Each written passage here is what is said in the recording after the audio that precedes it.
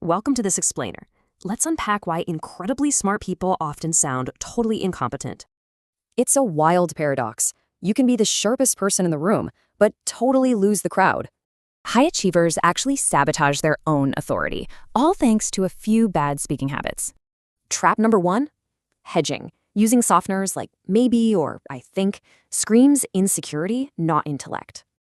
Here's the harsh truth. Listeners judge your absolute certainty way before they ever score your logic.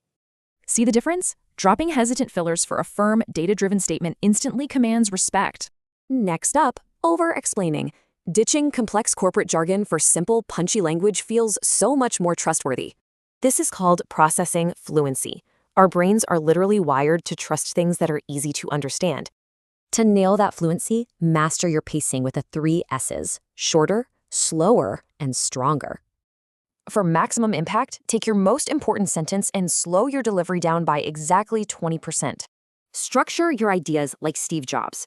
Status quo, the problem, a bold promise, and finally, the proof.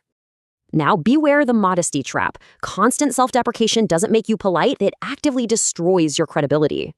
Surprisingly, data shows factual self-promotion actually gets you hired, while excessive modesty makes you look less competent. The easy fix? Stop undercutting your wins. Just say thank you and accept the praise with confidence. Before any big meeting, run through this quick speaking reset framework to catch your bad habits.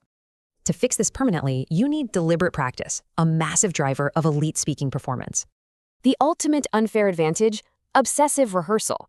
World-class speakers aren't born, they literally just practice out loud. So tell me, what one speaking habit will you fix this week to project your true intelligence?